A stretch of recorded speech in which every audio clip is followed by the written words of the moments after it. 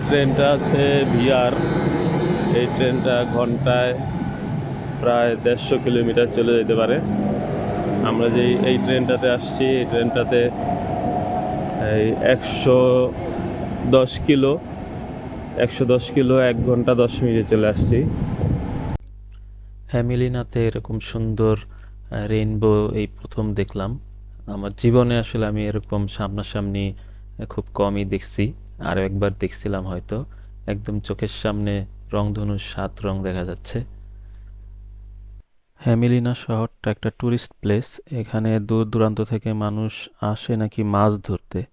এরকম অনেক বড় বড় লেক এখানে আছে। ওই যে দেখা যাচ্ছে মাছ ধরার ছোট ছোট নৌকাগুলো। এখান থেকে দূর দূরান্ত থেকে মানুষ মাছ ধরার জন্যই নাকি বেশি আসে। হ্যামিলিনা শহরটায় এখানের ওয়েদারটা আসলে অনেক জটিল। ক্ষণে বৃষ্টি ক্ষণে রোদ। এই মাত্র ধরেন বৃষ্টি পড়তেছে, বৃষ্টির ভিতরেই রোদ চলে আসছে এবং আকাশ পুরো পরিষ্কার। আবার আপনি এক জায়গায় বের হইছেন, দেখা যাবে যে হঠাৎ করে বৃষ্টি নামা শুরু হয়েছে এবং আকাশ পুরো কালো। তবে এখানকার মানুষরা বলে যে এখানে নাকি মানুষ এই কারণেই আসে, এই ওয়েদারটাই নাকি ওদের কাছে ভালো লাগে, যে এখনই বৃষ্টি এখনই রোদ।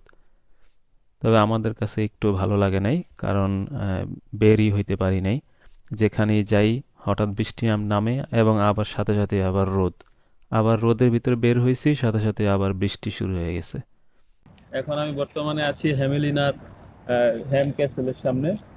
এটা সেই 1308 সালে স্থাপিত হয় এবং বর্তমানে এটা একটা মিউজিয়াম হিসেবে আছে ফিনল্যান্ডের হ্যামিলিনাতে। তো এখানে প্রচুর আসলে আহ, দর্শক, বলতে বলে দর্শক, পর্যটক এখানে আসে দেখার জন্য। তো আমরা আসলে এখানে আসছি, কিন্তু আজকে দুর্ভাগ্যবশত আজকে হ্যাম ক্যাসেলটা বন্ধ। তো তাও আর কি ভিতরে ঘুরছি। এখানে কত টাকা লাগে ঢুকতে, এন্ট্রি ফি বা কি, এই সব কিছুই আজকের আমার এই ভিডিওতে আপনারা দেখতে পারবেন। পুরো ভিডিওটা দেখবেন, অবশ্যই আমার সাথে থাকবেন। প্রাইস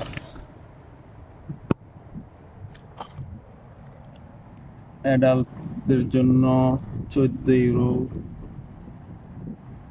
লাপসি মানে বাচ্চাদের জন্য 7 ইউরো, ফ্যামিলি টিকিট 30 ইউরো। এরপরে আরো আছে অ্যাডাল্ট, লাপসি বাচ্চাদের জন্য, সব ধরনের টিকিট আছে।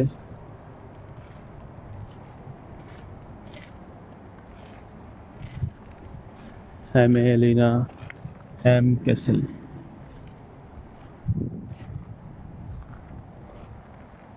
সুন্দর পরিবেশ।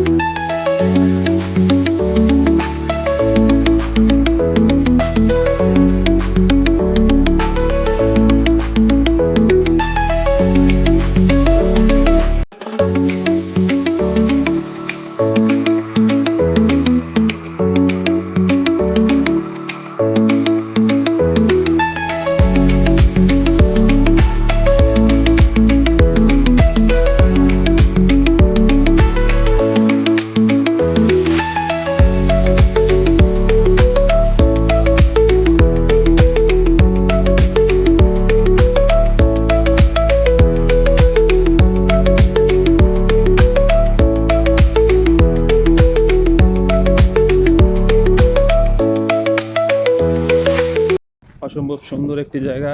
তবে এটার ভিতরে আমরা ঢুকতে পারি নাই, কারণ আজকে বন্ধ ছিল।